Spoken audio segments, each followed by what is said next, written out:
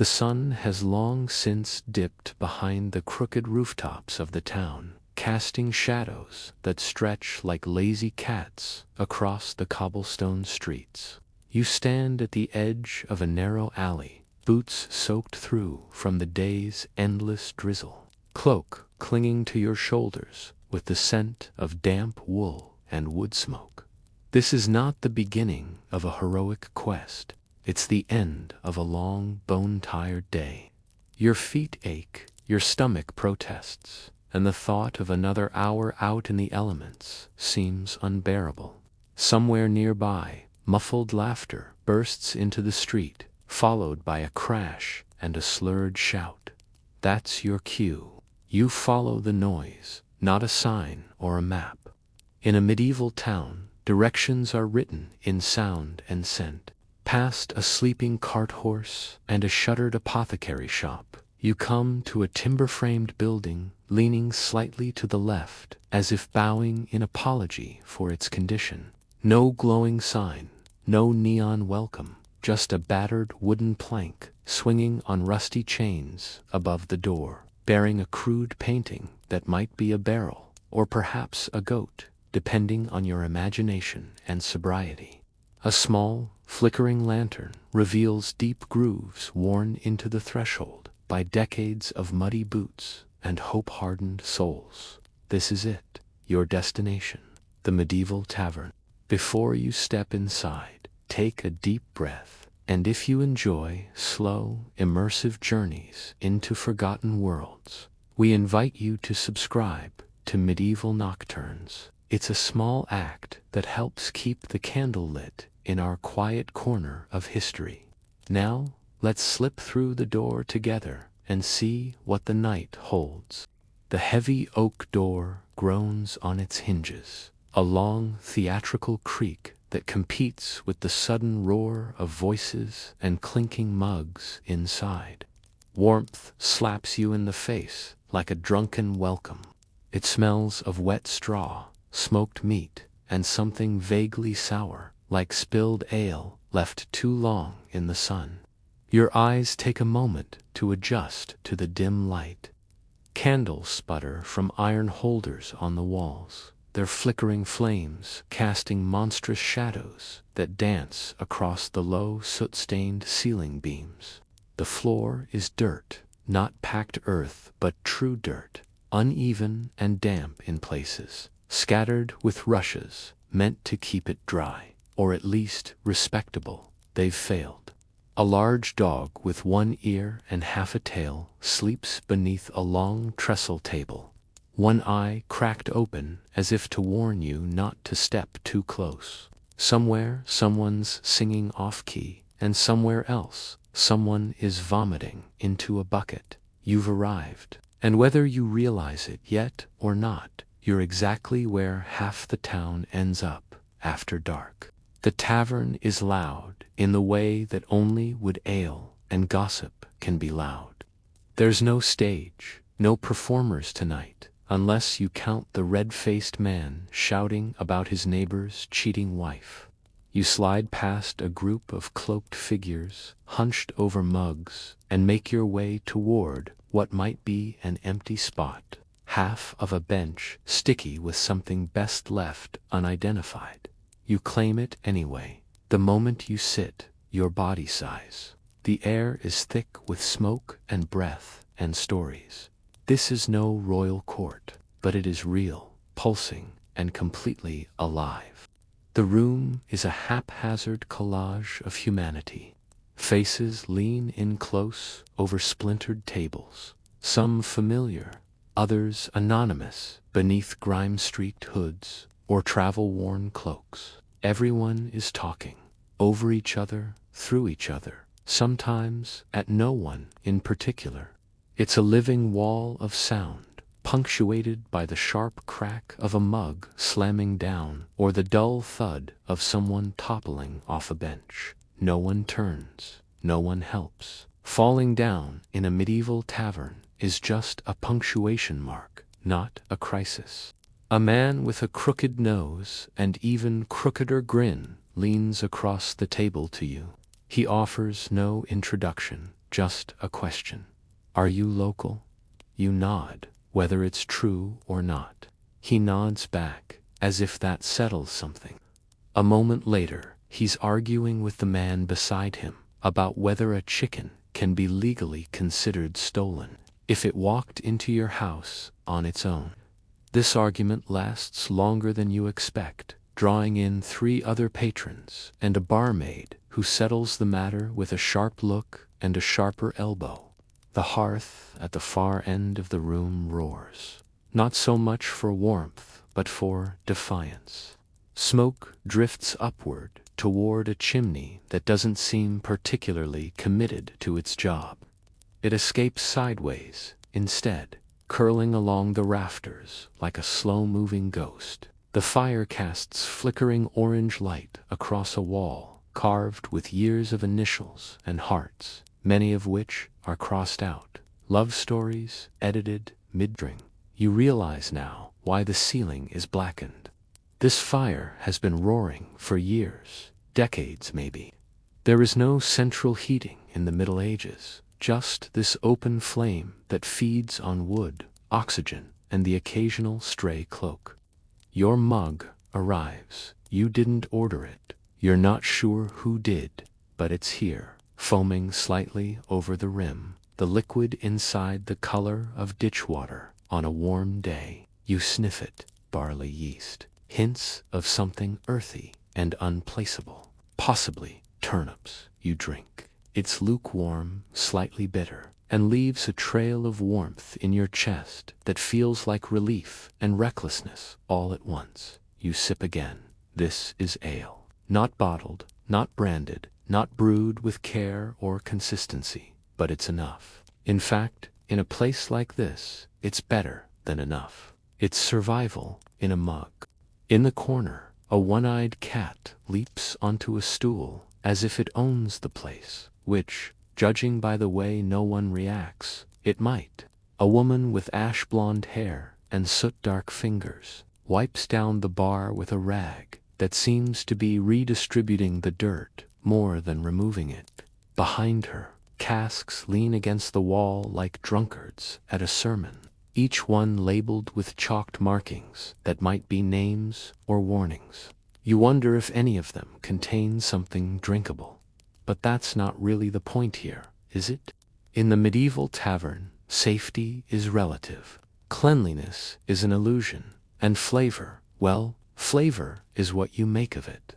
What matters more is that the drink is wet, the company loud, and the door barred against the wind. You're not in a tavern because it's charming. You're here because it's the only place in town where the cold can't find you and nobody cares who you were before you stepped inside. The tavern's interior is arranged with the casual chaos of a barn struck by a storm. Furniture doesn't match. It conspires. Tables lean at angles, defying geometry. Benches are missing legs. And at least 2 stools are clearly repurposed crates from a fishmonger's stall. Nothing is uniform, but everything is used. The only rule seems to be, if you can sit on it and it doesn't collapse immediately, it's fair game. You find your balance carefully, legs braced wide, like you're on a boat. In many ways, this tavern is a ship, a creaking, smoke-filled vessel adrift on waves of ale and noise. In the center, the hearth glows like a heartbeat. It's the closest thing to a gathering place this jumble has. Those seated nearest hoard the heat like treasure, huddled with cloaks pulled tight, mugs extended like offerings. You spot a few elbows subtly nudging for better positions. A game of thermal musical chairs. Others, pushed to the fringes of the room, try to mimic the warmth by clutching hot mugs or pulling hats down low. There's no fairness here, just fire and first come for swarm. The bar, or what passes for one, is little more than a warped plank balanced across 2 old barrels. It slants precariously, puddled in spots from spilled drink. Behind it stands the tavern keeper, a figure as immovable as the hearth, broad-shouldered, scar-faced, and dressed in a stained apron that might once have been white. They move with the efficiency of someone who's been doing this too long to care about the mess. Every motion is sharp, economical. A mug is filled, a coin is bitten, a warning glance is cast like a thrown dagger. There's no please or thank you here, only knowing nods and unspoken debts. There's no menu, of course. If you're lucky, you ask what's available and get a growl that sounds like ale or pottage, or possibly just don't ask. Meals depend on what came in that day or what didn't. A dead rabbit, a few wrinkled parsnips, the last scoop from a suspicious-looking stew pot. The food isn't predictable, but it's hot, and that makes it invaluable. You watch a man dip a crust of bread into a bowl of something steaming. It sticks to the bread like glue. He eats it anyway and smacks his lips like he just tasted heaven. Hunger can make a saint of even the blandest broth. A narrow staircase hugs one side of the tavern like an afterthought. It leads to what must be the upper rooms, if they can be called that. Lodgings in a medieval tavern are more theory than luxury. Thin walls, shared space, straw beds, and zero privacy. You've heard the warnings: sleep with your boots on, dagger close, and coin pouch hidden. If you're too poor or too late to rent a bed, you sleep downstairs, curled up in a corner, head on a bench, or wedged between a barrel and a passed-out stranger. The walls are stained with the residue of years, candle soot, handprints, laughter, and life. Cloth rags or animal hide cover the few windows, muting the outside world. Inside, the tavern exists in its own reality, one separate from the cold streets and heavy skies. Here there is noise, warmth, and an endless parade of characters. You're no longer just a visitor. You're now part of the tapestry. Every tavern has its heartbeat, and here it beats with the rhythm of raised voices, clinking mugs, and the unpredictable staccato of boots against wood and dirt. Laughter breaks out like wildfire in one corner, a farmer wiping tears from his eyes as he recounts, for the third time, the tale of a duck that laid an egg on a church altar. Whether or not it's true has long stopped mattering. The tale gets better with every retelling, and the crowd around him eats it up like pottage at first frost.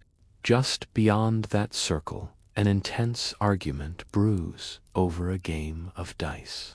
Two men stare down a third, who just rolled an improbably lucky hand. One is already gripping the hilt of a knife, not to draw it, but to let the other know it's there. Posturing is common. Actual violence is rare, at least rare enough to still be interesting when it happens. The tavern keeper watches from behind the bar, stone-faced and unmoving, until one of the men raises his voice too high. Then, with the subtle grace of a hawk, the keeper appears at their table. He says nothing, just stares. The knife disappears. The dice go back in the bowl. The table exhales. In a shadowed corner near the stairs sits a figure in a hooded cloak, face obscured, movements minimal. No one approaches him. No one asks questions. Every tavern has one of these, the mysterious stranger, possibly a spy, a runaway monk, or a disgraced knight. The truth is often far less dramatic, maybe just someone who doesn't like people. But here, imagination is currency, and the fewer words you say, the more stories people tell about you. A bard begins to play, softly at first. His lute is missing a string, but he plucks along with practiced confidence, leaning into a ballad that no one requested, but no one stops. The song meanders, part tragedy, part drinking tune. Something about a fisherman who fell in love with a river spirit and drowned, chasing her laughter. It doesn't rhyme, and the melody shifts every few verses, but it works. The bard's voice rises and falls, in rhythm with the firelight, a soundtrack to the tavern's collective breath. You notice a woman walking through the crowd, not a barmaid, not quite a guest. She carries herself with the ease of someone used to dodging wandering hands and ducking poorly aimed compliments. She smiles at a merchant, laughs at a soldier's joke, and pockets a silver coin without breaking stride. Some patrons pay for company, some pay just to feel less alone. Everyone pays somehow. Children scurry between tables, quick and quiet, snatching crusts of bread, unfinished mugs, and sometimes just a warm seat. No one chases them. In a place like this, survival skills are as respected as swordplay. The kids vanish as quickly as they arrive, swallowed by the tavern's shadows. And still, the noise doesn't relent. It churns and flows, swelling and receding like a tide. You begin to understand that this isn't chaos. It's a kind of order, an unspoken rhythm that everyone seems to know. You're learning it too, just by breathing it in. This is the medieval tavern, dirty, loud, and wholly alive. The longer you sit, the more the tavern unfolds, not like a flower, but like a spilled sack of flour, chaotic, powdery, and sticking to everything. The air grows thicker, not with tension, but with stories. Everyone here is spinning one, whether aloud or in silence. To your left, a red-faced mason gestures wildly, insisting that he once held off 5 bandits with nothing but a chicken and a prayer. No one questions him. They just raise their mugs and shout their approval. The truth is a luxury, not a requirement. Nearby, a merchant loudly counts his earnings from the day, gold coins clinking with each overconfident chuckle. He's either trying to impress someone or invite a robbery, possibly both. No one stops him. Everyone knows a man who flaunts wealth in a tavern is either very drunk, very foolish, or very protected. You glance around to see which one he is. A small, wiry man at the next table watches him too, nursing a mug and not blinking. In another corner, 2 locals play dice, eyes locked in mutual suspicion. One rolls, the other frowns. The same game has likely played out in this spot every evening for years. No prizes but pride. No rules but the ones you can enforce without spilling your drink. A third man watches, laughing too loudly and too often to be sober. When the game ends, he offers to sing a tune instead. His voice is enthusiastic, if not entirely in key, and the crowd doesn't mind. The tavern is not a place for critics. Over by the hearth, a man in battered chainmail tells a tale of dragons and distant wars. He points to scars on his hands and says they were earned fighting giants. Someone calls him a liar, but softly, with a grin. The story continues uninterrupted. A boy sits at his feet, wide-eyed, clutching a half-eaten turnip. Tonight, the man is a knight again, if only for a few verses. A few barmaids weave through the crowd like practiced dancers. Their aprons are stained, their hands quick. One carries a pitcher in one hand and a wooden spoon in the other, weapon and tool in equal measure. A man reaches for her waist. She responds with a flick of the spoon against his knuckles. He winces, laughs, and keeps drinking. She doesn't look back. The fire snaps loudly, drawing your gaze for a moment. Its light reflects off tankards and eyes, giving everything a soft, golden blur. The smoke above shifts like a veil, occasionally parting to reveal the ceiling beams, blackened with years of soot and low curses. The room smells like history, burned meat, stale ale, wet wool, and old breath. And yet, despite the grime, there's comfort here, the kind of comfort that doesn't require polish, only presence. As you lean back, your shoulders finally relax. Maybe it's the ale, maybe the heat, maybe it's the knowledge that here, in this crowded, crumbling room, no one is asking anything of you. You don't need to be clever or rich or clean. You just need to be here, drinking something warm, listening to someone lie, and feeling like for a few hours you've found a place where time doesn't matter. Eventually, the background noise of the tavern becomes something more than sound. It becomes rhythm.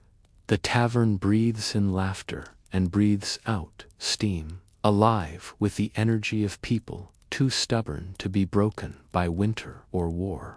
It's not music, not quite, but it's something close. Mugs thud in tempo, dice clatter like percussion, stories overlap like melodies. This isn't chaos. This is a symphony, composed in real time, tuned by ale, and told in tones of mud, fire, and noise. Someone stands and raises a mug. 2 pigs that don't squeal during tax season, he bellows. The tavern erupts in laughter, not because the joke is good, but because it's loud. That's the rule here. If you shout it confidently enough, it's funny. A bard strums a new song, one that sounds suspiciously like the last one, but with slightly different words. He sings of a woman who ran off with a shoemaker and a chicken that turned out to be magical. People tap their boots. One man starts crying halfway through, and no one asks why. At the next table, a group of men are deep into a drinking game. The rules are unclear, but it seems to involve shouting random saints' names and slamming their mugs down in sequence. Every time someone messes up, they drink. Everyone messes up, quickly. They're now several saints into the evening, and the slurring has become part of the fun. Flirting blooms like mushrooms in damp corners, sudden, risky, and not always welcome. A young man stumbles up to a woman carrying stew, declares her hair to be like summer wheat, and promptly drops his mug. She eyes him for a long second, then walks away. He's left holding the handle, the rest of the mug having surrendered to gravity. No one helps him. Another lesson learned. In one of the few quiet pockets of the room, a pair of women sit close together, speaking softly. One pours wine, actual wine, not watered-down cider. They exchange glances, laughter, secrets. You can't hear them, and that feels intentional. Some things in the tavern are for everyone. Some things remain private, even here. A commotion breaks out near the bar. A man swears loudly, clutching his foot. Someone spilled stew, and he slipped, landing hard. Laughter erupts, again, mostly his own. The tavern keeper gives him a dishtowel for the blood, and points him toward a bench. Nothing else is said. Injuries happen. That's what the straw on the floor is for. You notice something strange. For all the shouting and drinking, there's a kind of balance here, an invisible order. When someone passes out, others step over them carefully. When someone gets too loud, the tavern keeper's raised eyebrow is enough to quiet the storm. It's not law, it's lore. A social contract held together by routine and respect. You don't break the bench, you don't spill the cider, and above all, you don't challenge the barkeep. This tavern is more than ale and ash. It's theater. It's confession. It's a firelit world where stories are shared without worry and company is found without effort. And as the wind howls outside and the smoke curls upward, you begin to understand why no one leaves early. The tavern keeper is a force of nature, not tall, not loud, but impossibly present.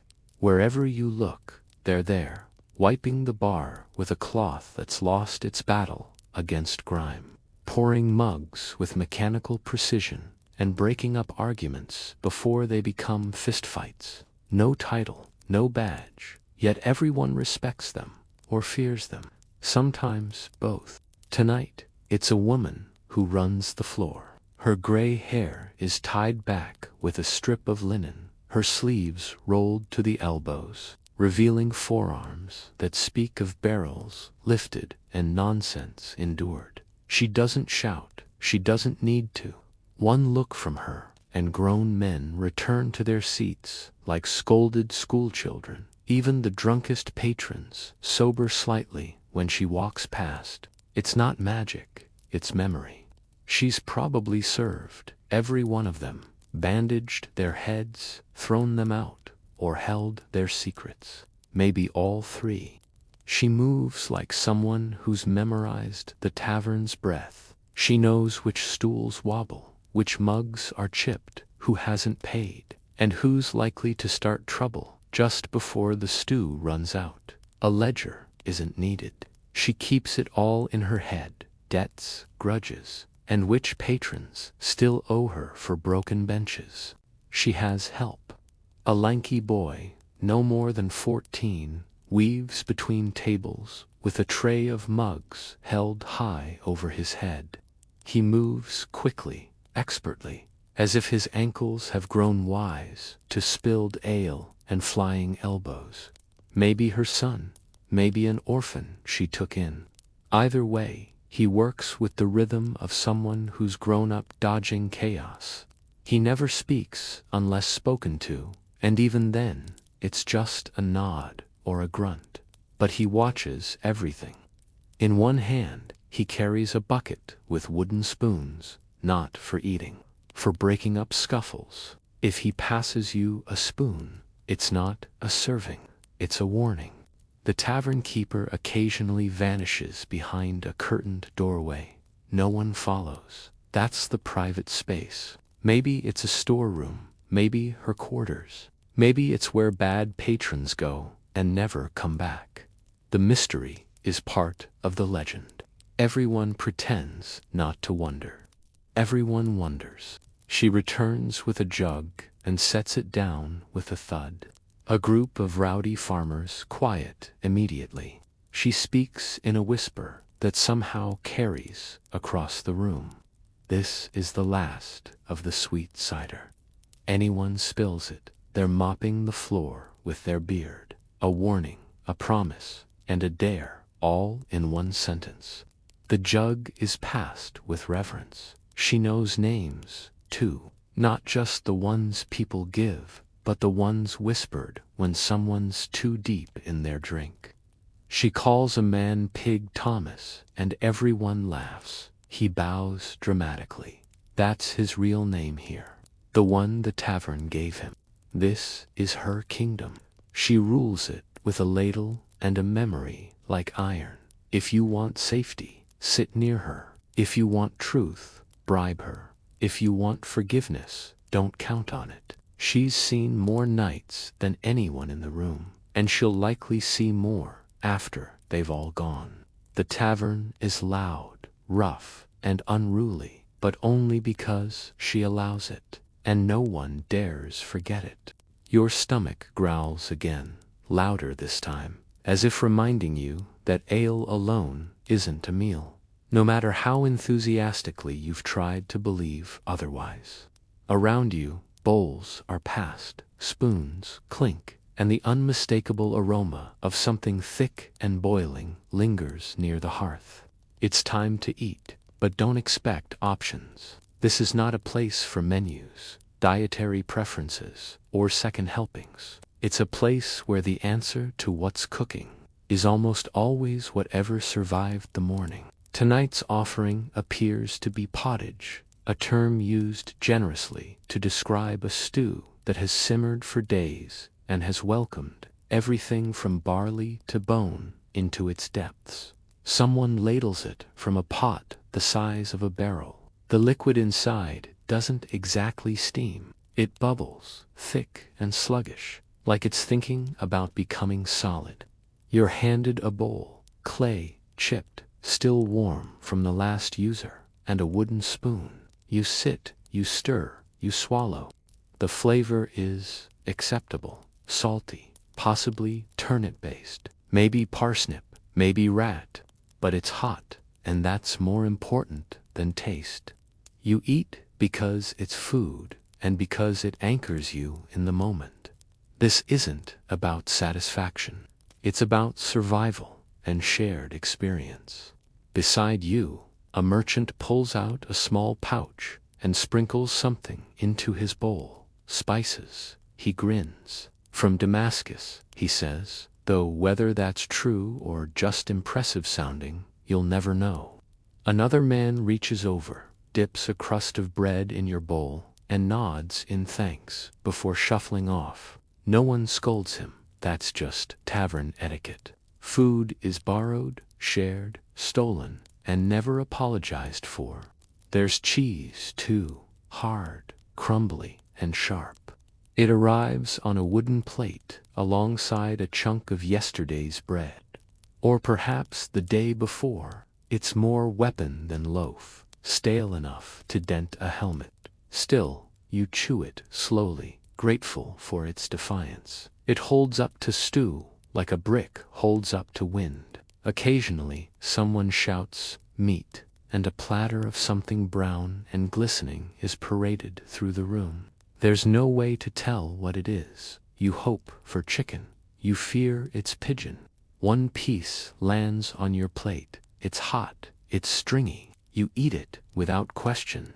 No one asks for forks. Everyone eats with spoons, fingers, or knives carried on their belts. Cutlery is personal property. Bring your own, or improvise. Napkins, try your sleeve, or the corner of the tablecloth, or nothing at all. At the bar, pickled eggs stare back at you from a jar. A man buys one, cracks it between his teeth, and hands the rest to his friend. They both laugh and chase it with cider. A few salted fish hang by the fire, glistening in the smoke, drying like laundry with fins. It's messy, it's unrefined. But here, food is not just nourishment. It's a ritual, a signal that the day is done, the cold is outside, and for a few hours, the only thing you need to do is eat, drink, and try not to spill stew on your boots. The tavern, already humming with heat and ale, shifts again after the food arrives. Bellies warm, voices loosen, and the night's next act begins. The performance of people. You're not watching a play. You're inside one. Every table is a stage, every bench a front row seat, and the show never ends. To your left, a pair of elderly men are mid-debate about the best way to dry wet boots near the fire or buried in hay. Their argument grows louder, hands waving, stew sloshing, until one of them falls backward off his bench. There's a pause, then roaring laughter. Even he joins in, sprawled on the dirt like a tipped scarecrow, legs in the air, no harm done. He's helped up, handed his mug, and the debate resumes, as if gravity never happened. On your right, a group of women sit in a circle, sharing gossip like sacred scripture. A midwife claims the blacksmith's wife is expecting again, and that the father might be the cooper, not the smith. They all lean in, gasping, giggling. Another woman rolls her eyes and adds that she saw the cooper's wife with the priest's apprentice. Now that's a twist. The stories spin faster than the mugs. At the back, a bard has gathered a small crowd. His lute is more glue than wood, and his voice would startle sheep. But he's got charm. He's singing something about a goat that joined a monastery and became a bishop. No one cares whether the tale's true. The chorus is easy to remember, and soon half the tavern is shouting it back with increasing confidence and decreasing melody. Near the hearth, two dice players grow serious. One accuses the other of cheating. Accusations fly. So does a mug. It smashes against a table leg, drawing gasps. But before anything escalates, the tavern keeper appears, silent, arms crossed. The players look away, mumble apologies, and go back to their game. Crisis averted. Again, in the shadows by the stairs, a hooded figure drinks alone. No one disturbs him. Everyone assumes he's a knight, or a mercenary, or a spy. Maybe he's just shy. But in a room full of stories, silence writes the best ones. Then there's the juggler. No one invited him. He just showed up, 3 apples in hand, and a flair for drama. He begins juggling with the self-importance of royalty. A crowd forms. 1 apple falls. He catches it with his elbow. The room erupts in applause. He bows deeply, hits his head on a low beam, and earns a second, louder cheer. Success, here, is judged not by skill but by spirit. Everywhere you look, someone's telling a story. Through words, song, gesture, or spilled drink, they're offering little glimpses of themselves. And you're becoming one of them. Your laugh joins theirs. Your mug clinks in rhythm. You nod along to tall tales, even when you know they're nonsense. Because in the medieval tavern, truth is flexible, performance is survival, and the greatest sin is being boring. The laughter swells and settles like the tide. Conversations drift from one table to another. Stories are traded like currency. And somewhere between sips and songs, the room forgets what time it is. Or maybe it never cared to begin with. There are no clocks here. Only the crackle of the fire, the level of the mugs, and the slow, slurred tilt of speech that signals when the night has truly begun. It's now that the background becomes the main act, the noise itself, a living creature made of echoes and exclamations. It has rhythm. A mug slams, a bench creaks, someone hiccups loudly enough to earn applause. The bartender yells an order. The bard calls for another verse, and 2 men begin arm wrestling on top of an overturned barrel. This isn't just entertainment. This is the tavern's native tongue. Suddenly, silence descends. A rare and fleeting thing. No one ordered it. It simply arrives, all at once, as if the tavern is holding its breath. Heads turn. The bard freezes, mid-verse. A goat bleats from somewhere near the door. Why is there a goat? No one knows. Then someone farts, long and unapologetic. The silence shatters into laughter so loud it rattles the windows. The tavern's chorus returns stronger than before. Jokes fly. Someone shouts the name of a saint at random, prompting a round of cheers. A man in the corner spills his drink, slips in it, and continues his story from the floor, as if nothing happened. Chairs scrape, mugs clink. A woman belches and bows deeply. The room rewards her with applause. This is not background noise. This is music, the kind that needs no instruments. It's loud, layered, chaotic, and weirdly harmonious.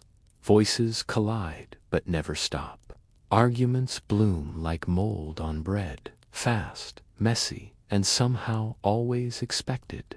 A farmer insists taxes are a divine punishment. A monk argues that ale is holier than wine. No one wins, but both drink in celebration anyway. The bard, back at it, plays the same 4 chords again and again. The lyrics change each time. One moment, it's about a knight who wore his pants backward. The next, it's about a chicken that predicted the weather. Both get equal cheers. If you sing about someone in the room, though, things get more interesting, or dangerous, depends on the rhyme. In the midst of it all, someone begins shouting, "Another round," like a battle cry. The call is answered. Tankards are raised. The boy with the tray scrambles to keep up. Ale spills, but no one complains. It's not waste, it's flavor for the floor. The noise doesn't rise or fall. It flows. Sometimes it swells to a roar. Other times it hums, like a lullaby sung by a drunk choir. But it never truly stops. Not until the last mug is dry, the fire is ash, and the tavern finally exhales. Tonight, that moment is still far away. With food in bellies and ale flowing like a spring thaw, the tavern begins its transformation. What was once a simple gathering of hungry travelers becomes something more, a theater of chance, mischief, and wagers. The games begin, and with them, a new kind of electricity ripples through the room. It's not rowdy yet, not violent, but it's leaning that way. The way a candle flame leans toward a draft. Dice roll first, always dice, made from bone, wood, even polished stone, each set held like a holy relic by its owner. The game is simple, highest roll wins, but the rules twist based on who's playing and how many drinks they've had. Sometimes it's pairs, sometimes totals. Sometimes a game that seems made up on the spot. Someone always accuses someone else of cheating. Someone always is. You watch as a thin man with nimble fingers rolls a perfect pair of sixes. Cheers erupt, too loud, suspiciously loud. His opponent, a bulky man with hay in his beard, narrows his eyes and suggests they play again. The tavern holds its breath for a moment. Then the tension breaks with laughter, and another game begins. Crisis averted. This time, a few tables over, a group of merchants have started playing with cards. Not the crisp kind you might imagine, but heavy, hand-painted cards, worn at the edges and smudged with fingers and stew. The deck is incomplete, of course. One card is missing. No one remembers which one, but it doesn't seem to matter. They play anyway, the rules changing with each new hand. It's not about fairness, it's about performance. One man bets a silver ring. Another offers half a wheel of cheese. A woman raises the stakes with a goat tethered outside. She's mean, but she's loyal, she says, to laughter. Someone else bets their boots, and you're not entirely sure whether they still have them on. Cheating is half the fun. A die rolls off the table and comes up 6. Always 6. A card slips from a sleeve too easily. A player coughs at just the right moment. No one calls it out directly. They just narrow their eyes and wait. Cheating too well is a compliment. Getting caught, that's the real sin. Other games unfold too. Arm wrestling, thumb wars. Who can drink the fastest without falling over? The last one ends with 2 men leaning forehead to forehead, mugs empty, eyes spinning in different directions. No one wins, but both are carried out like champions. There's something infectious about it all. The noise, the risk, the hilarity. It makes you want to join, even if you've got nothing to wager but a spoon and your last dry sock. You almost do, but then a man slams a mug on the table and shouts, "Who dares challenge me for the title of Lord of Lads?" No one knows what that means. No one needs to. The night is young. The tavern is alive. And in here, the rules are made to be broken or forgotten entirely. As the night stretches on and the shadows grow thicker, the tavern softens, but only slightly. The edges blur. The air grows warmer, thicker with breath, candle wax, and mead-soaked stories. And with that comes a strange transformation. Beneath the smoke-stained beams and cracked clay mugs, the tavern becomes a stage for something less predictable than dice or song, storytelling. It starts small. A bard plucks his strings in the corner, his lute wheezing like an old hound. He sings of a one-eyed knight who wooed a sorceress by dancing barefoot on a frozen lake. Everyone listening knows it's a lie. That's why they listen. No one wants facts. They want conviction, exaggeration, the kind of nonsense that becomes legend by breakfast. Soon others join, not performers, just patrons, emboldened by warmth and wine. A butcher stands and declares that he once fought off a band of thieves with a wheel of cheese. A sailor describes a mermaid encounter that ended with him shipwrecked and married to a seal. Each story is more outrageous than the last, and every one is met with cheers, boos, or thrown crusts, depending on the delivery. A man near your table claims he's a distant cousin of Charlemagne. No one argues, they just demand proof, which he provides by producing a coin engraved with royal blood. It's clearly just an old button, but he's so sincere and so drunk that it becomes the coin of the evening. A woman retells a ghost story about a haunted well near the church. She swears she saw a monk walk backward into the mist and vanish. He owed me money, she adds. The room howls. Another man insists he once kissed a noblewoman disguised as a washerwoman. She smelled like roses and judgment, he says, with a wistful sigh. The fire crackles louder, or perhaps everyone is just listening more closely now. The flickering light turns faces into masks, mischievous, solemn, glowing with half-remembered fables and full-bellied lies. The tavern becomes a place out of time, suspended between memory and performance, where every person is a poet and no tale is too tall. Then a scold arrives, part jester, part chronicler, part traveling nuisance. He's covered in bells and patches, his voice like gravel soaked in ale. He doesn't ask to perform. He simply climbs onto a bench and declares, "Tonight I tell the truth, and you'll all wish I hadn't." No one stops him. That's the price of good entertainment. His tale weaves together rumors and insults, jokes at the expense of everyone in the room, including himself. He mocks the bard, praises the barmaid's aim with a spoon, and recites a poem about a constable who couldn't read. Even the tavern keeper cracks a smile. For a few minutes, laughter becomes the room's only language. This is more than distraction. It's tradition. In a world with no newspapers, no theaters, no podcasts, this is how stories survive. Loud, exaggerated, half-true, and utterly unforgettable. And as mugs are raised and voices soar, you realize that here, even the most ridiculous story is worth hearing if it's told with heart. There's a shift in the air now, not colder, not quieter, just bolder. The ale has done its work, and the eyes across tables begin to linger.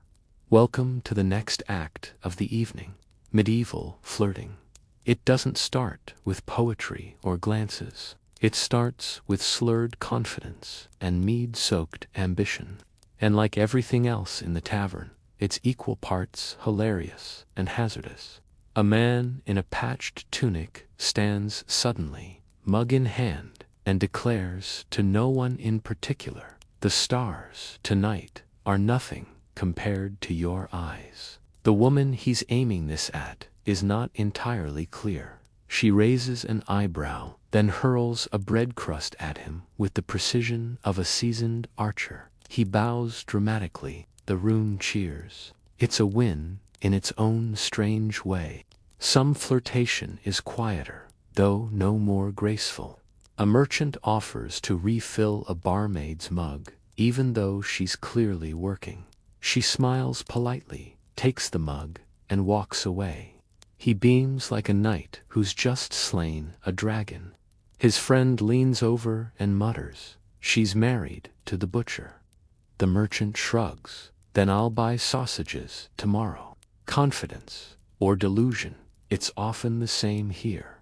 In another corner, a more practiced exchange unfolds. A woman in deep red speaks to a traveler in a voice low and warm. She laughs at just the right pitch, touches his arm with just enough weight to make his eyebrows twitch. It's a dance, one she's likely danced before. Around them, eyes glance over, but no one interrupts. Courtesans work the tavern like seasoned generals, always 5 steps ahead. They know who's lonely, who's rich, and who'll fall asleep before the stairs. But not all flirtation is gentle. Jealousy brews in places like this quicker than cider.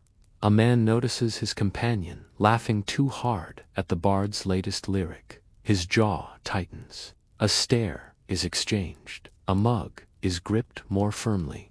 Everyone nearby senses it. In a tavern, the wind changes before the storm ever breaks. Sometimes affection goes too far, or tries to.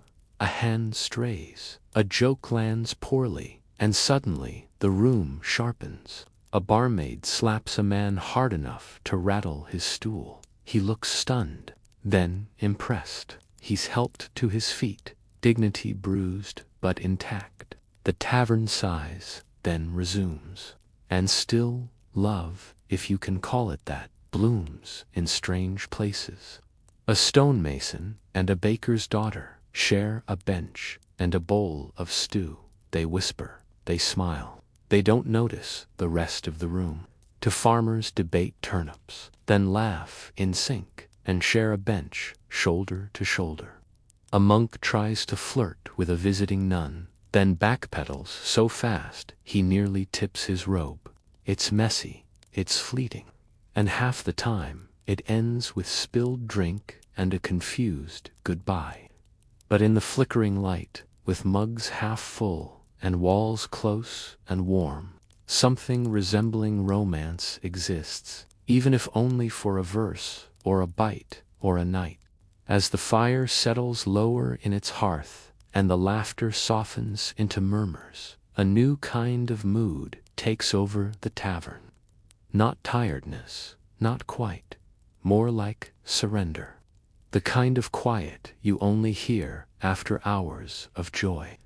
After enough ale, enough song, enough story, a hush stitched together by full bellies, warm benches, and the slow realization that the outside world still exists, but just barely.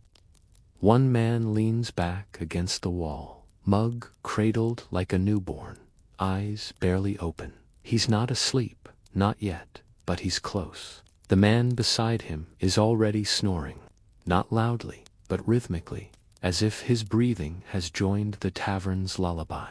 No one wakes him. Sleeping in a tavern isn't rude, it's tradition, like seasoning the floor with spilled mead or measuring your tolerance in spoons.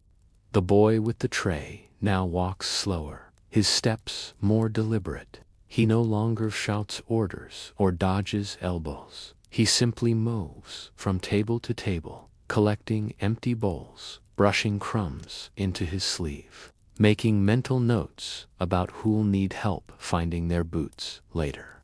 The tavern keeper watches all this from behind the bar, arms folded, one eyebrow slightly raised, measuring the temperature of the room not in degrees, but in fatigue. You spot a man trying to start one more story, eyes bright, hands already gesturing, but his tablemates are fading. One leans against his own shoulder, One nods as though mid-prayer, and the last smiles without hearing a word. The man shrugs, then quietly starts eating the rest of their bread. Fair enough. Candlelight flickers lower, casting longer shadows that dance on the stone walls like silent jesters. The bard has slumped against his instrument, his final song unfinished. Someone tucked a blanket over his legs, possibly a tablecloth. It works. Even in this rough place, there's a kind of care. The goat by the door is asleep now too, curled like a dog, its small breaths misting in the air. A boot rests beside it, owner unknown. A dog, where did that come from? Stretches across the threshold, belly up, dreaming of bones or sausage or both. No one shoos them away. This is their tavern too. A woman hums softly to herself, eyes closed, face turned toward the fire. The melody is unplaceable, old as woodsmoke, a lullaby, a prayer, maybe both. No one asks, no one interrupts. Here, time loses shape. There are no hours, no bells, no reminders that morning will come. Just the dimming fire, the thickening air, the gentle tilt of mugs resting on their sides. You're not sleepy, exactly, just. And as you sit in the quiet glow of flickering light, you begin to understand. The tavern isn't just a place to eat or drink or laugh. It's a place to rest, to exhale, to be anonymous and alive all at once. The kind of place where you can fall asleep with your head on your arms and no one will judge you. They'll just move your mug out of the way. Outside, the wind begins to stir. It sneaks under door frames and taps at window shutters, a reminder that the night beyond the tavern is dark, wild, and uncaring. But inside, the walls hold steady, the warmth remains, and as the hour deepens, the tavern reveals its final self, not as a place of action, but as a shelter. There is no official closing time here, no bells to signal last call. The tavern simply quiets by degrees. One candle goes out, then another. A man leaves, then another, both wrapped in cloaks too thin for the frost. The door opens, breathes in cold, then shuts again with a reluctant thud. Those who remain do so not out of ambition, but inertia. They have no better place to be, and this, at least, is warm. The tables are clearer now, their scars more visible. Scratches, notches, initials burned with knives, evidence of hundreds, maybe thousands, of nights like this one. A couple snoozes beneath a blanket made of cloaks, their chairs pushed together like makeshift bedding. The tavern keeper lets them be. She's seen worse, she's seen better, she's seen everything. A soft whisper floats across the room, not gossip, a prayer. An old woman sits in a corner, counting beads in her palm, muttering Latin phrases like seeds into the air. No one mocks her. The tavern holds many kinds of silence, and this one feels sacred. Someone stirs the fire again, not to keep it blazing, but just enough to keep it alive. A few embers snap and crackle, casting brief shadows like forgotten ghosts. A man mumbles something in his sleep. Another responds, equally asleep. A conversation in dreams. Then the boy returns, no longer with trays or mugs, but with a bucket and rag. He moves between the tables, wiping, sweeping, gathering what the night has left behind. Crumbs, coins, broken bits of mug handles. Every piece has a story. Every piece belongs to the tavern now. The floor is sticky, uneven, and somehow comforting. Your boots, once firmly planted beneath your bench, have wandered several inches away.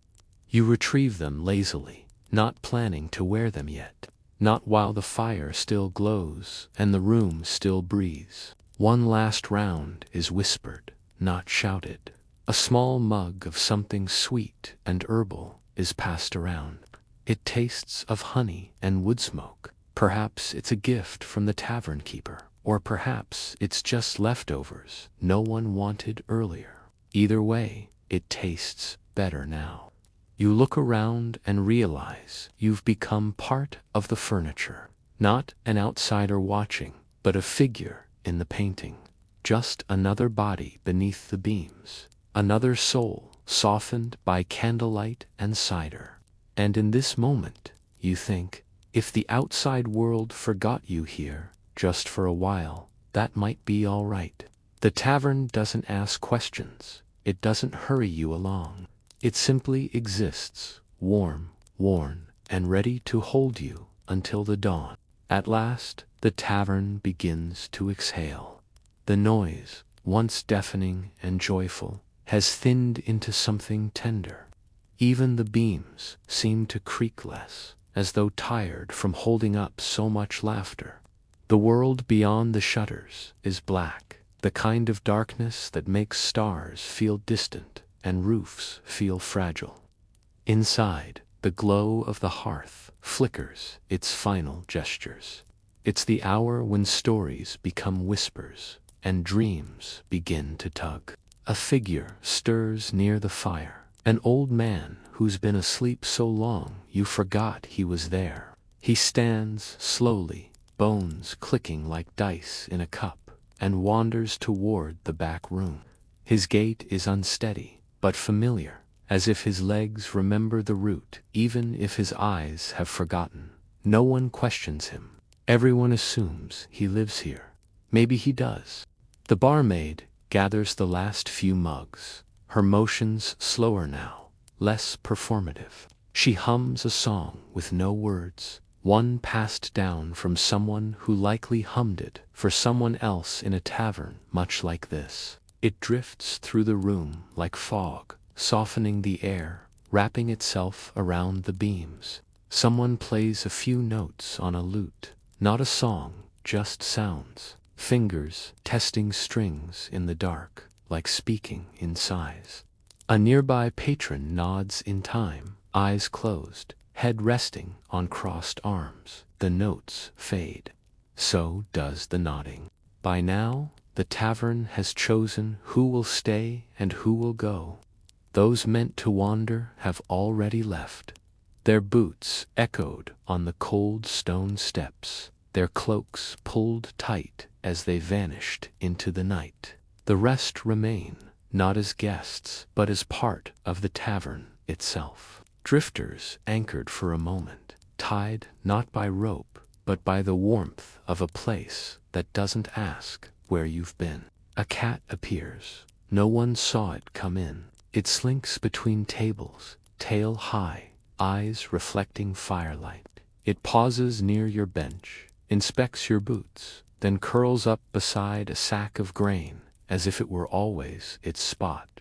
A man murmurs, "That's Margaret." No one questions it. Margaret she is. The tavern keeper closes the logbook, a heavy, leather-bound volume that records debts, deliveries, and occasionally memories. She tucks it beneath the counter and places a single candle beside it. The message is clear. The night is over, but the tavern never truly closes. It only sleeps like the rest of us. You lean back once more, the bench groaning under your weight, and look toward the rafters. Above you, bundles of dried herbs dangle from beams, lavender, sage, and something unidentifiable. For a moment, you wonder if they're for cooking or magic. Then you smile. In a place like this, the answer might be both. And just before your eyes grow too heavy, you hear the faintest voice near the door. Someone entering, perhaps, or just arriving from another dream. The tavern accepts them too, as it has accepted you, quietly, completely, and without question. In the soft hush of near sleep, every sound becomes a lullaby. The distant clink of a spoon against a clay bowl, the gentle puff of wind slipping past the shutters, the crackle of the last ember in the hearth, curling into a curl of smoke, drifting lazily upward into the rafters. Even the breath of others, steady, slow, layered, becomes part of the room's rhythm. You are no longer a visitor. You are an echo, part of the place, and still the tavern breathes. The air smells of soot and stew, with the faintest hint of crushed mint and pine sap. Perhaps someone brought it in on their cloak, or perhaps it lingers here, a relic of all the nights that came before. Scents mingle in the stillness, telling stories of spilled cider, roasted onions, and damp wool drying too close to the fire. A low voice hums somewhere behind you. Not a song this time, just a melody, like someone remembering without needing words. Maybe they were a mother once, or a lover, or simply someone who's sat here too many nights to count. The tune carries no weight, and yet it pulls at your chest, as if it knows something about you that you haven't told. There's movement behind the bar. The tavern keeper has removed her apron and hung it on a peg. She stretches, yawns once without sound, then pours herself a mug, half full, not more. She drinks alone, not solemnly, but like someone making peace with another long night past. She glances toward the benches, nods at the sleeping patrons, and blows out 2 candles. Only 3 remain. Near the window, the boy who once carried trays now curls beneath a blanket, his head resting on a sack of barley. His shoes are off, one sock missing, the other halfway unrolled. A loyal companion, a scruffy mutt with mismatched eyes, nuzzles beside him, guarding him not from danger, but from loneliness. The room has lost its sharp edges. Even the tables, once full of elbows and boasting, seem rounder now. The very stones underfoot feel less cold, as if they, too, have absorbed enough warmth to soften. The bench you rest on, hard and creaky when you arrived, now feels almost forgiving. Perhaps it's not the wood that changed. Perhaps it's you. Somewhere nearby, someone coughs in their sleep, a short, dry sound. Another responds by shifting beneath a coat. And then all is quiet again, the kind of quiet that has depth. A silence, not born of absence, but of comfort, of stories told, of hunger sated, of voices spent. You close your eyes for just a moment, and when you open them again, you're not sure how long it's been. An hour, a minute, a breath, it doesn't matter. Time has melted here, pooled around your ankles like warm ale. You think of the road outside, of cold boots, and endless mud, and uncertain destinations, and you think, not yet, just a little longer. Outside, the sky is still ink black, the stars smudged behind clouds, but dawn is coming, not with a roar, not with a blaze, but as a whisper, like someone stirring under a heavy blanket. Inside the tavern, it's not light yet, but it's no longer deep night either. That quiet in-between, where even time seems unsure of itself. One of the candles gutters out. Its final flame dances briefly before sighing into smoke. No one moves. No one needs to. The room remains suspended, still as a painting. Even the shadows now seem to pause, waiting for the first gray light to trickle under the door. The tavern keeper lights a single taper, just enough to guide her hand as she writes in the ledger again. Her quill scratches faintly across the page. What does she write? Names, debts, hopes you'll never know. The tavern has its secrets, and this is one of them. A man near the hearth stretches slowly, limbs creaking like old floorboards. He doesn't rise, he just shifts, adjusts his cloak, and stares into the fire's dying glow. He has the look of someone who's traveled far, and might travel farther still, but not before breakfast. The goat by the door wakes with a snort, then settles again, clearly unimpressed by the hour.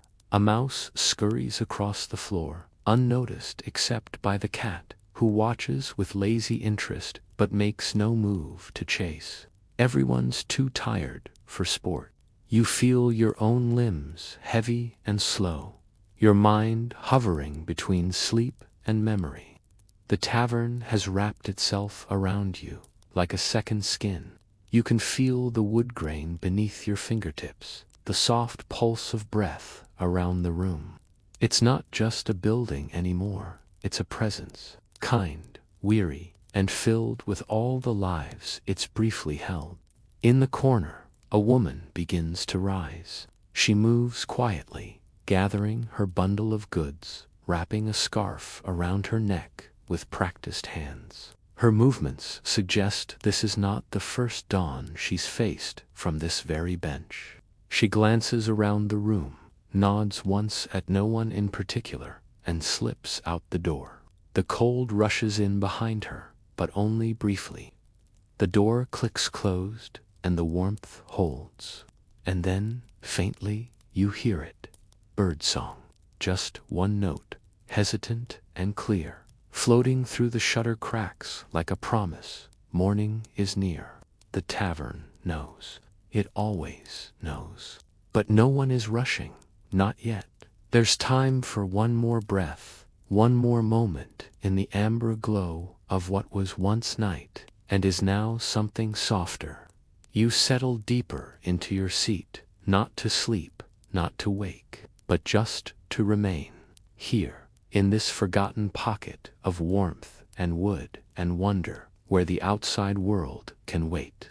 The first sliver of dawn peaks above the distant treetops, and with it, the tavern begins to stir, not abruptly, not with clatter, but with a shared understanding among those still curled against the benches and tables, a kind of collective exhale, the way a sleeping village wakes to the sound of roosters and bells.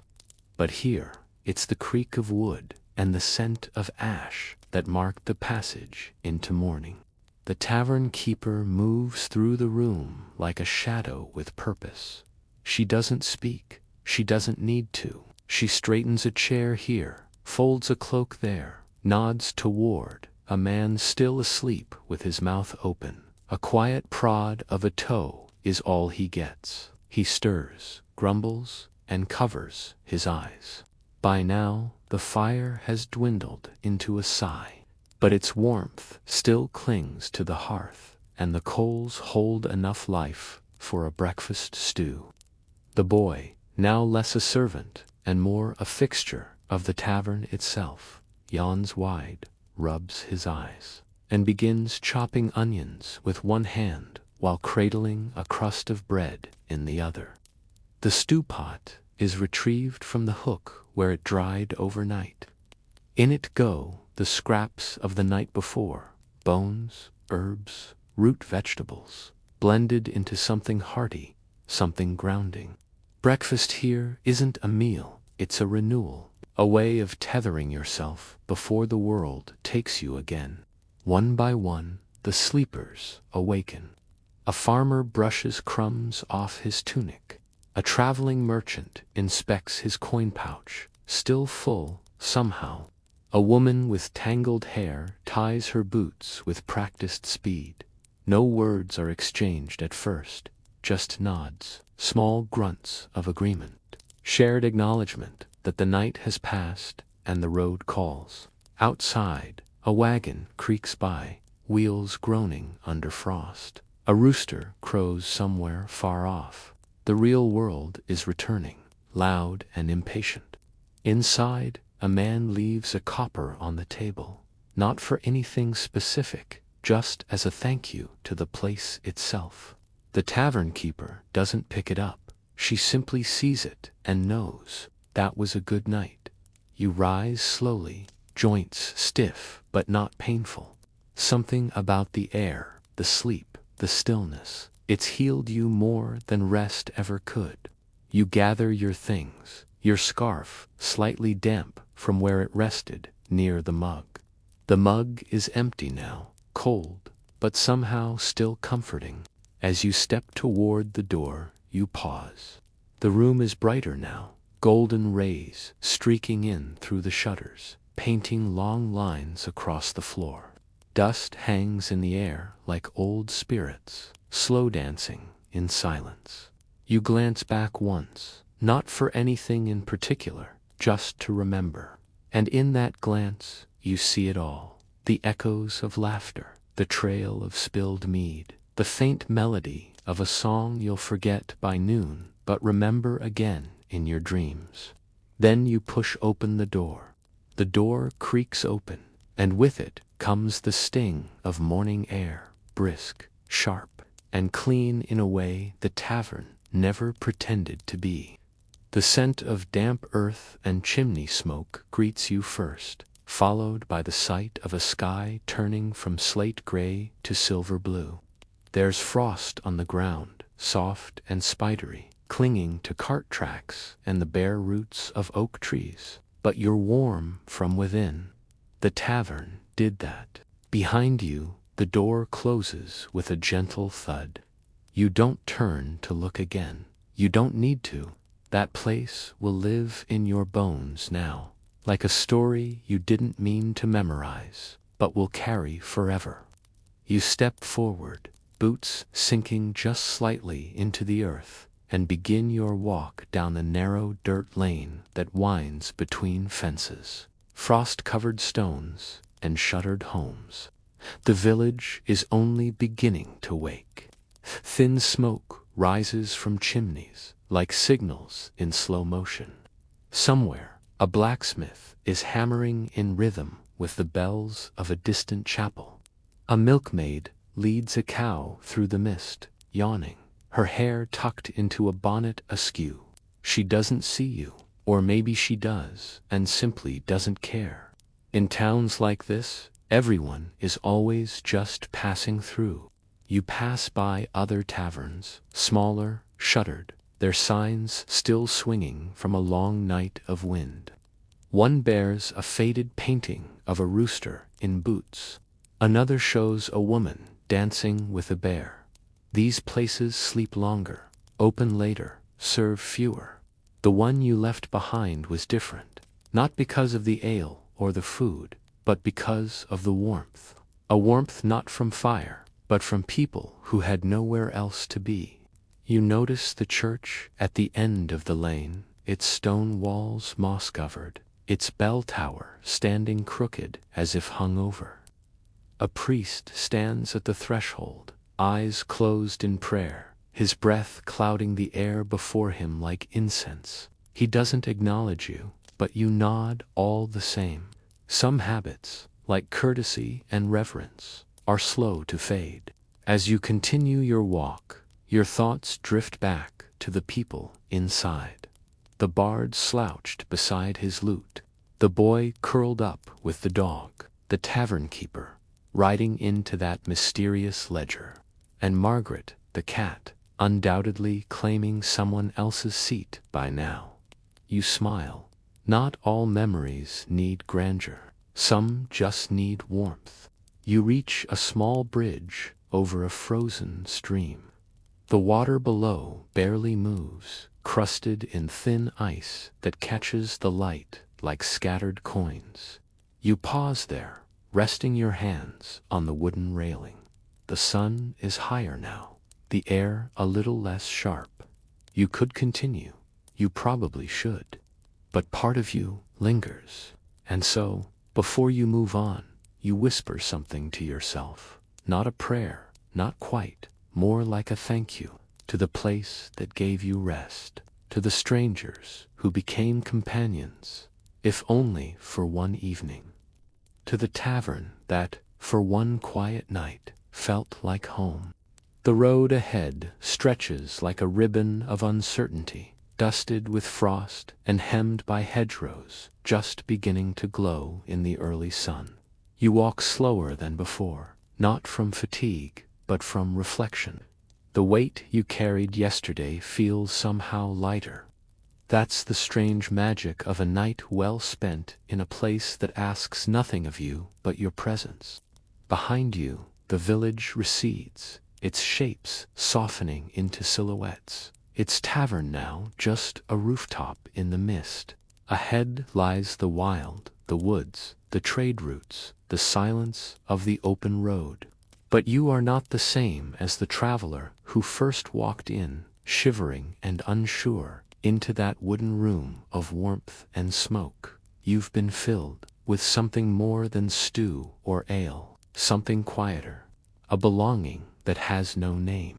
A rider passes, his horse clopping slow and steady on the frozen path. He nods, you nod, no words exchanged, just the shared understanding of two people in motion through the same world. On the edge of a forest, a woodcutter splits logs with a single rhythmic motion. The thunk echoes into the trees like a heartbeat, and yet your thoughts continue to drift backward. You recall the noise, the crack of mugs, the sloshing of mead, the stamping of feet during a drunken jig. You remember the low murmurs of secret deals, the tender glances shared by candlelight, the sharp laughter of someone who had far too much but still wanted more. The tavern wasn't just a building, it was a theater of human truth, a place where no masks were needed because everyone wore the same one. Tired, hungry, hopeful. Your stomach growls faintly, not from hunger, but memory. You miss the scent of boiling oats, the way it wrapped around the room and clung to your cloak. You imagine the boy now, wiping down tables, readying them for the next crowd, the next stranger, the next you. For some, the tavern is just a pit stop. For others, it's the only place they're ever truly seen. And perhaps, for a moment, you were both transient and rooted, watcher and watched, guest and ghost. You pause beside an ancient oak and rest a hand on its bark, rough, cold, but steady, just like the beams above the tavern's hearth. For all its imperfections, the cracked mugs, the drafty corners, the goats and gamblers and grumbling cooks, it held, it sheltered, and in a world full of unknowns, that was enough. You take a deep breath and let it out slow. The mist thins, the sky brightens, the journey continues. But a part of you remains behind, tucked into the quiet spaces of that worn tavern bench, still warmed by firelight and laughter. Somewhere in the distance, a bell rings, not the loud clang of alarm or church, but a softer tone, metal on metal, carried on the wind. Perhaps it's a smith beginning his day, or a baker striking a pan to call for fresh bread. Whatever its source, the sound is oddly comforting. The world is waking again, and so are you. You continue along the path, boots brushing against brittle leaves that crunch softly beneath your steps. The road splits ahead. One side disappears into a grove of hawthorn trees. The other winds toward the outline of a larger town. You pause. For just a moment, the idea of another tavern, another bench by a fire, tempts you. But you move forward, not away from comfort, but toward what waits next. Behind you, the memory of last night's laughter lingers like a scent on your cloak. You imagine the tavern by now, emptied of its noise, but still alive. The fire restoked, the benches brushed clean, new bread on the counter, steam curling from loaves shaped by practiced hands. A merchant arriving with cold fingers and a heavier purse. A child peeking through the doorframe in search of leftovers. The cycle begins again. The thing about taverns is they don't remember your name, but they remember your presence. They remember the weight of your coat on the bench, the warmth of your cup in your hands, the note of your laughter added to the room's long collection of echoes.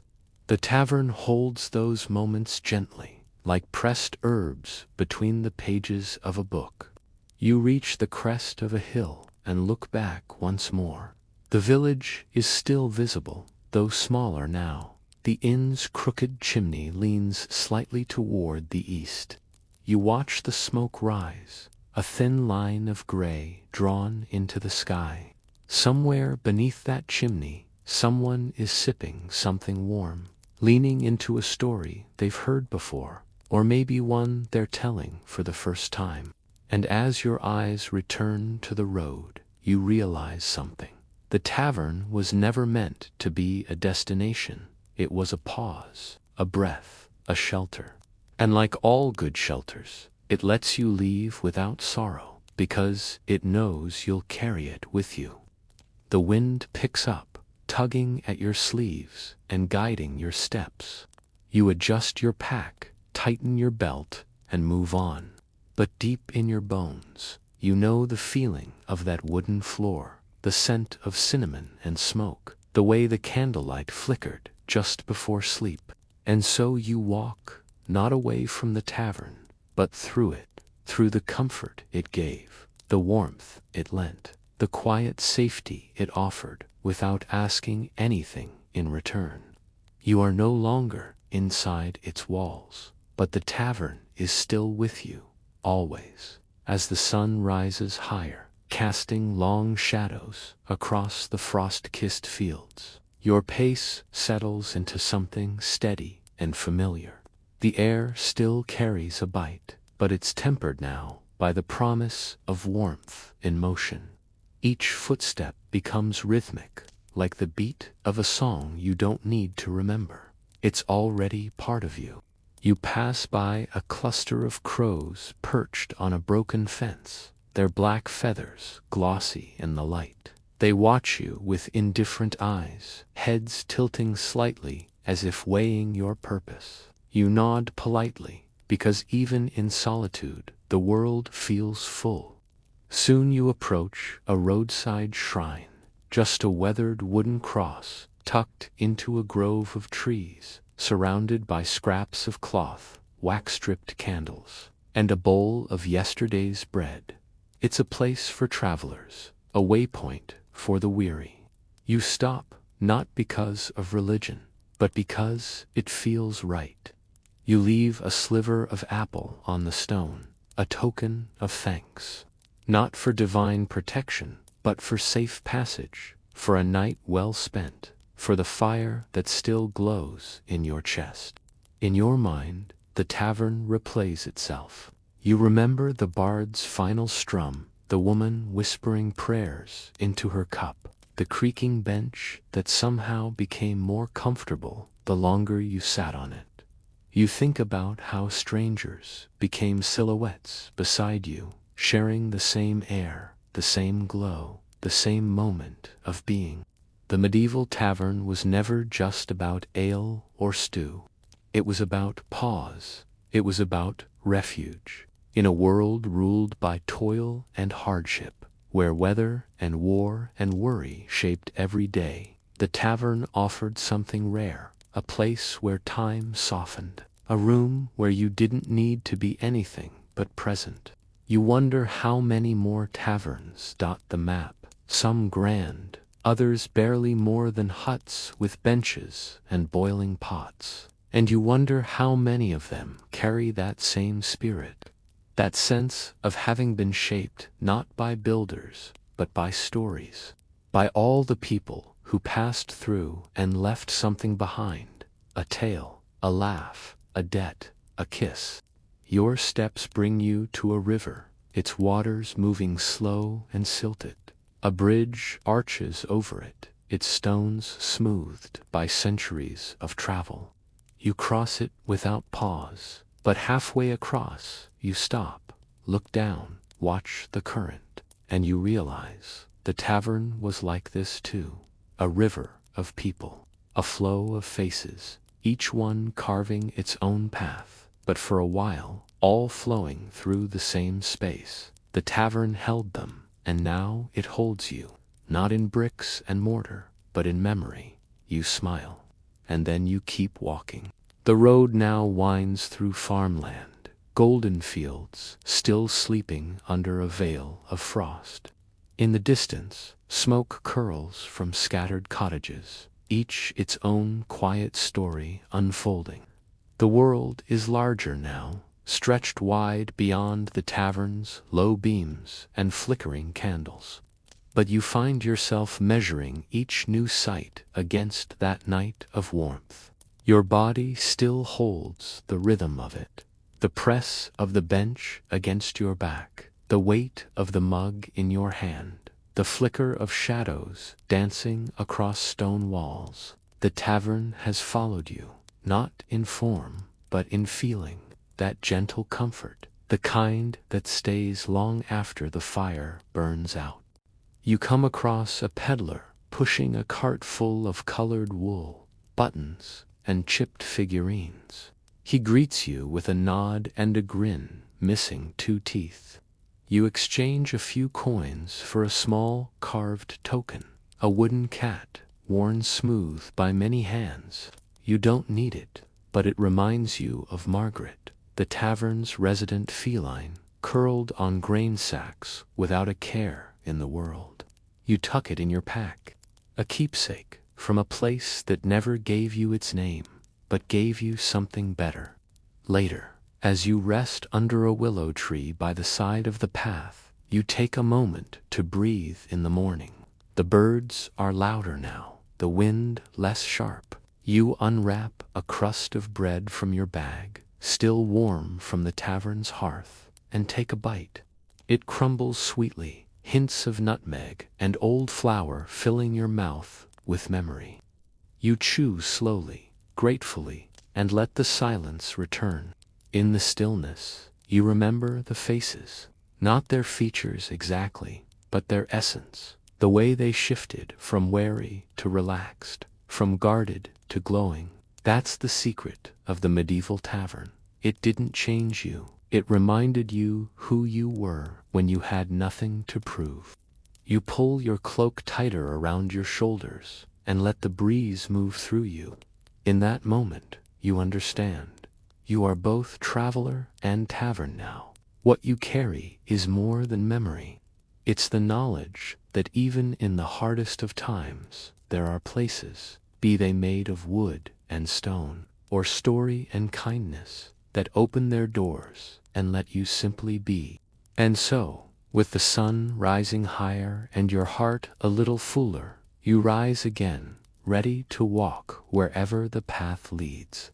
The tavern is behind you, yes, but its warmth is still with you. A part of your journey, a part of your rest, a part of your story. Afternoon stretches across the sky like a yawn, softening the light and warming the earth beneath your feet. The road has flattened out, passing through rolling meadows and quiet hamlets, and each step feels easier than the last. There's something about a night of peace that makes the day that follows feel less burdened. Your thoughts are slower now, like leaves drifting downstream, unrushed, unbothered. You pass a field where children chase geese, shrieking with delight. Their laughter rises in spirals, free of worry, full of life. One child waves as you pass. You wave back, and the moment floats between you like a feather, small and perfect. As the sun begins its descent, you find yourself wishing, almost selfishly, for another tavern to appear, another doorway into the world between waking and rest. But taverns, like dreams, arrive when least expected. They cannot be summoned, only stumbled upon.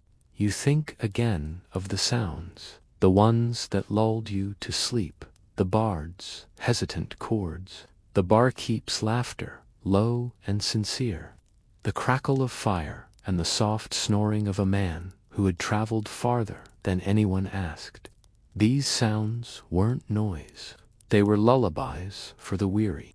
Further along the path, you see a man by the roadside, mending a wheel. He grunts as he lifts the heavy rim, then pauses to wipe his brow. You offer a hand without thinking. The two of you work in quiet harmony, fitting the wooden spokes, tightening the iron band, until the wheel stands ready again. He nods his thanks, presses a small dried pear into your palm, and moves on. No words exchanged, none needed, just one traveler helping another. As it should be. You sit by the roadside, the dried pear sweet and chewy, its flavor grounding. Above you, birds wheel in the amber sky. You lean back on your pack and close your eyes, not to sleep, but to revisit the tavern once more in your mind. The smells returned first. Roasted garlic, wet wool, the earthy musk of firewood. Then the warmth of the hearth, the hum of voices blending into something close to music. And finally, the stillness, the moment just before you drifted into dreams, when everything around you felt like it belonged.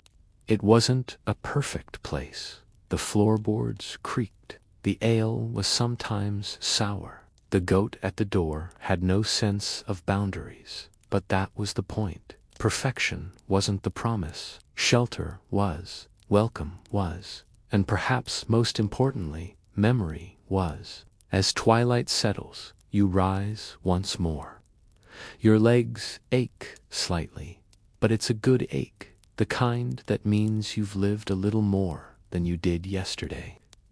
You tighten your cloak and head toward the horizon, the sky deepening into violet. The tavern may be far behind you now, but the quiet comfort it gave you is stitched into the hours ahead, like a favorite song you hum without realizing, or a story you tell long after the details fade. Dusk draws its curtain gently, painting the sky with streaks of mauve and gold as the first stars begin to blink above the horizon. The air cools again, and with it comes the soft hush that settles over the countryside. Birds retreat to branches, doors creak closed, and lanterns begin to glow like earthbound stars. You continue walking, each step quieted by soft earth and gathering twilight. Eventually, you come upon a stone wall flanked by tall yew trees. Beyond it lies a field dotted with grazing sheep, their bells faint in the distance, jingling like a lullaby. You lean against the wall for a moment, savoring the peace that the approaching night brings. The wind is no longer sharp, but soothing, rustling leaves and lifting strands of hair from your face like a whisper, saying, "Rest soon." You think of that single candle left burning on the tavern counter. Perhaps by now it's gone out, leaving only a curl of smoke in the dark. Or perhaps it's still lit, casting shadows across the wooden walls, waiting for the next soul to step through the door. Taverns do not close like shops or castles. They breathe, opening and closing like lungs, like the rhythm of sleep itself. You imagine someone arriving now, a stranger, not unlike you, cloak heavy with the scent of travel and rain. The door creaks, the hearth glows, and the tavern accepts them with the same quiet grace it offered you. There's comfort in knowing the welcome you received isn't rare, it's routine, offered to all who seek it. As the stars grow bolder, you gather a few fallen branches, stack them neatly beside the path, and strike a small flame. Tonight you'll camp under an ancient tree, its limbs arched overhead like the rafters of a cathedral. You set your small fire, not for warmth alone, but for remembrance, for the glow that lulled you in the tavern, for the soft murmur of voices that carried you into dreams. The fire crackles, sending sparks into the sky. You wrap your cloak tighter, lie back against your satchel, and stare upward. In the quiet, you can almost hear the tavern again, the shuffle of chairs, the sigh of a tired guest, the thud of a cup being set down after a final sip. Sleep comes gently, not as a descent, but as a continuation. The tavern has taught you how to rest, how to listen, how to simply be, and now, beneath this starlit canopy, you carry on its lesson. You close your eyes, not to forget the world, but to feel it more deeply, to let memory mingle with imagination, to let the warmth of fire, both old and new, cradle you into the night. Morning returns again, this time more gently than before. You wake with dew on your cloak, a thin veil of moisture kissed onto your cheeks and lashes. Above, the sky is pale and streaked with sleepy clouds, and the embers of your fire whisper their goodbyes. A bird trills somewhere nearby, its song light and steady, as though keeping watch through the night. You sit up slowly, joints a bit stiff, but your body hums with the memory of rest. You stretch, stand, and breathe in the scent of damp earth and ash. There's no rush, no urgency, just the quiet promise of another day, another road, another story waiting to be met. Your hands move automatically, folding your blanket, brushing leaves from your boots, stowing away your carved cat figurine. As you pack, you hum a tune. It's the melody from the tavern, the one the bard played when the room was nearly asleep. You didn't know you'd remembered it, but there it is, rising from your chest like breath. You smile to yourself. Even songs follow you from places that meant something. Back on the road, your mind drifts to the conversations you half heard. Rumors of a new tax from the crown. Tales of wolves near the old mine road. A merchant swearing he saw a witch in the marshes. All told in voices thick with fatigue, exaggeration, or ale. Yet somehow, every word felt real. Taverns don't deal in facts, they deal in belief. And sometimes, belief is stronger. You pass a shepherd herding sleepy sheep, nodding politely as you go. A crooked signpost points in multiple directions, each arm weathered by years of wind and indecision. You pause beneath it and consider your route. Not the fastest road, not the safest road, but perhaps the one most likely to lead to another warm doorway. Another tavern, perhaps. Your feet follow the path less worn, crunching softly over fallen pine needles. Trees line the way like ancient sentinels, their trunks thick and knotted, their branches forming vaulted ceilings overhead.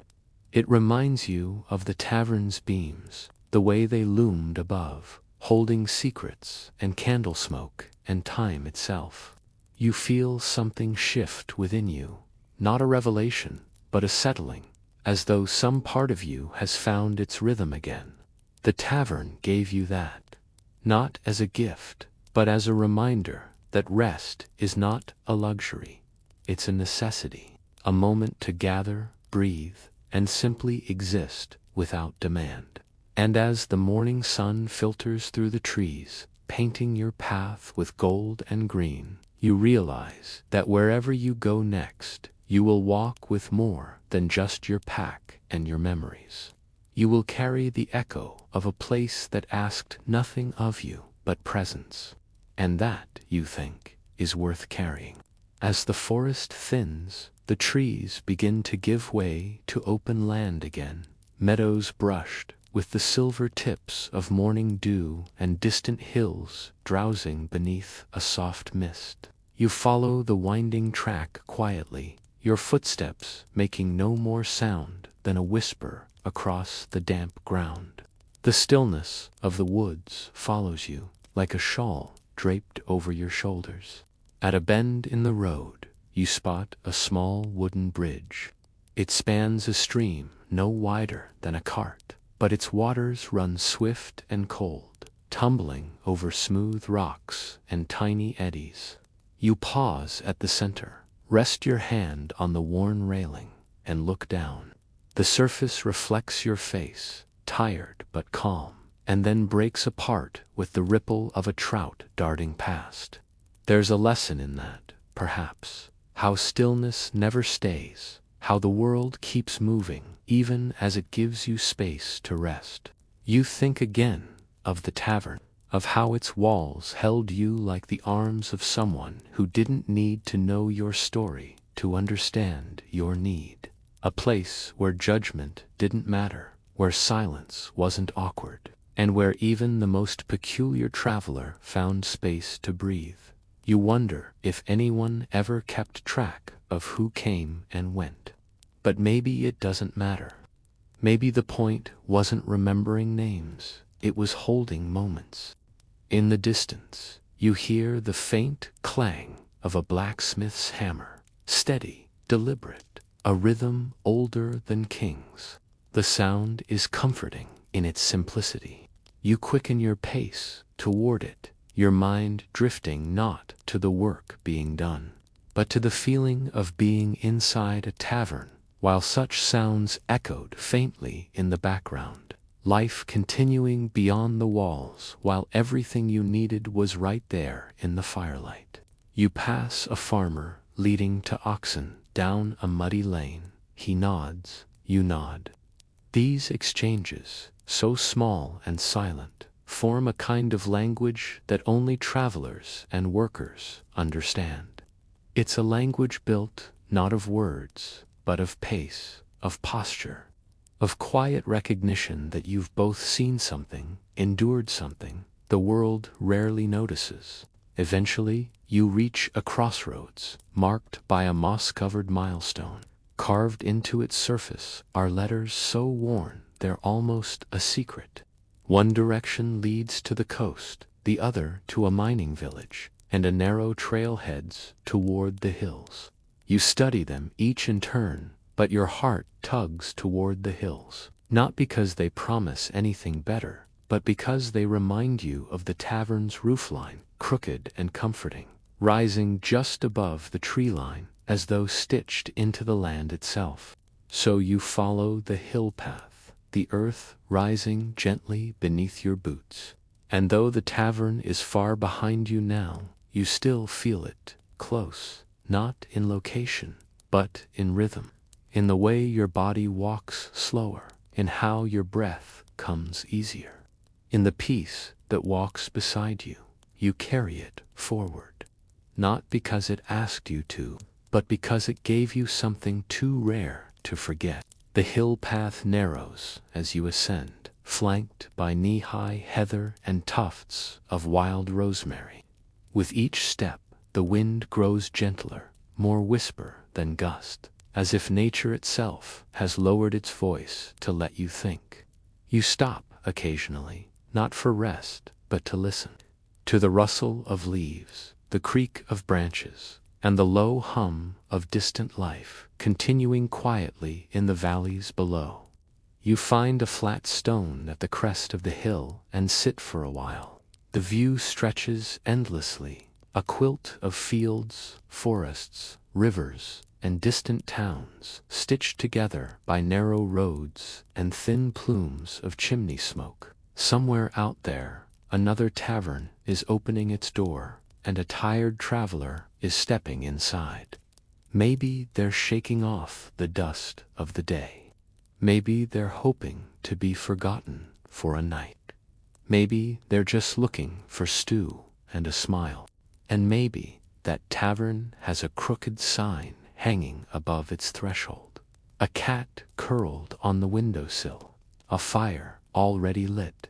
The thought warms you as much as the sun on your face. You take a sip from your water skin and let it linger. The taste is flat but clean. You miss the spiced ale, the warm broth, the way it all tasted better, surrounded by candlelight and the soft sounds of strangers nearby. Food shared in silence, drink offered without question. The tavern wasn't a place to impress, it was a place to arrive. As you rest, Your fingers drift to the small wooden cat in your pack. You pull it out and turn it over in your hands. The wood is smooth now, polished by the road and your touch. It's nothing special, just a scrap of memory shaped into form. But you keep it, not because of what it is, but because of what it recalls. The laughter, the flickering shadows, the soft snore of a merchant sleeping with his mouth open, the gentle clatter of dice on wood, and the silence that came not from absence, but from comfort. You've realized something on this journey. The best taverns aren't defined by the drinks or the music or the number of patrons. They're defined by what they allow you to feel. And that feeling of stillness, of safety, of shared humanity is rare enough that when you find it, you carry it with you. The sun begins to tip westward now, gilding the landscape in honey and rust. Time to descend. You brush the dust from your boots, pocket the carved cat, and begin your slow walk downhill. Each step is lighter, though your pack remains full, because you are carrying more than supplies now. You are carrying a night by the fire, a scent of pine and onion, a smile exchanged over a mug of mead. You're carrying a tavern, piece by piece, memory by memory, into the rest of the world. And perhaps, one day, when the road grows long again, another doorway will open, another tavern will appear, and you will step inside, not as a stranger, but as someone returning home. The descent is softer than you expected. The path, while narrow, curves in generous arcs around boulders and patches of wild thyme. Your steps are slow, deliberate, not because you're tired, but because you're no longer in a hurry. Something in you has shifted. You're not chasing the end of the road. You're listening to what it says beneath your feet. As the hill gives way to a valley, you find yourself among mossy stones and the remnants of what might have once been a wall or a foundation. Perhaps there was a cottage here long ago, perhaps even a tavern. The shape of it is gone, but something lingers, a pocket of stillness, a hush that feels familiar. You pause and breathe, wondering how many lives passed through this forgotten place, how many warm meals, how many cold nights soothed by fire and conversation. Even ruins, it seems, remember. You find a low stump nearby and take a seat. The valley is quiet. No wagons, no hooves, just the occasional breeze rustling through tall grass and birds dipping low across the field. You close your eyes for a moment, and just like that, the tavern returns, not in full detail, but in fragments. The way the bench curved beneath you, the warmth of the cup in your hands, the murmured stories that blurred together like waves lapping ashore. The best parts of the tavern were never what you could see clearly. They were what you felt, the ease that came after a long walk, the laughter that bloomed when no one was trying to be funny, the silence that wrapped around the room like a quilt. It was the rarest kind of quiet, not the quiet of emptiness, but the quiet of being accepted. You rise again, more out of instinct than necessity. The day still has light, and the road still calls. You follow it, not with urgency, but with trust. Trust that the world ahead holds more taverns, more firelit corners, more shared bread and unspoken kinship. And if it doesn't, that's fine too, because the memory of the one you knew is enough to warm you on even the coldest nights.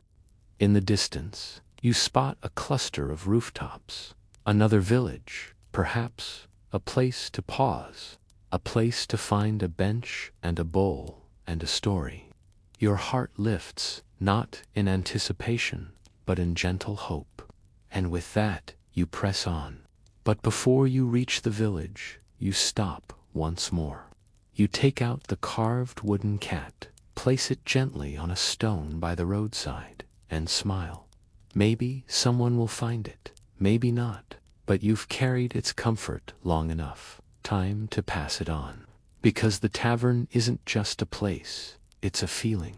And feelings, when shared, become stories. The village greets you quietly. No fanfare, no bustling market, just the soft sounds of daily life winding down. A woman sweeps the stoop outside her cottage, her broom whisking small clouds of dust into the air. A boy chases a dog down the lane, both laughing, both barefoot. The scent of baking bread drifts from an unseen oven, mingling with the damp smell of old wood and the faint musk of livestock.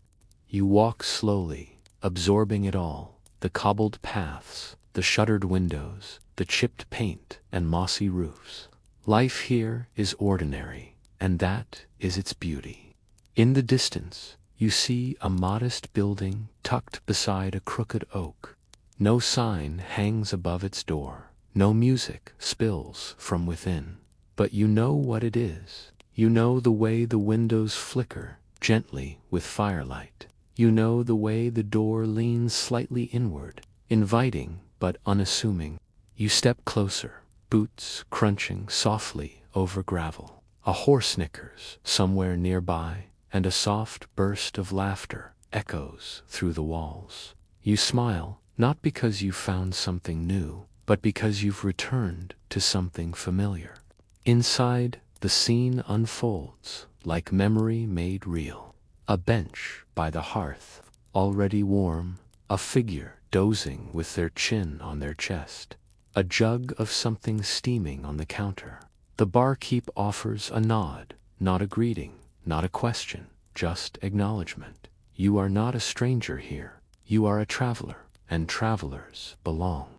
You settle into the bench, your pack beside you, your hands wrapped around a warm mug. The fire crackles. The murmurs of conversation ripple quietly around the room, low and comforting. No one asks your name. No one needs to. And as the warmth seeps back into your limbs, you feel the tavern wrap around you again. Not like a place, but like a memory stepping forward to meet you. It doesn't ask where you've been or where you're going. It simply offers rest. You let your shoulders drop, let your breath slow, let the room blur softly at the edges. Because the truth is, the world is wide and often weary, but there will always be taverns, quiet, flickering pockets of peace, waiting for the tired and the kind and the curious, places where time bends just enough to let you be still. And if you've found your way to one, you're already home. Now, rest. Let the fire speak. Let the walls hold you. And let your dreams wander where the road does not. And if you enjoyed this slow journey into the past, the warmth of forgotten hearths and whispered history, consider subscribing to Medieval Nocturnes, where sleep and story meet beneath the candlelight. Good night, traveler.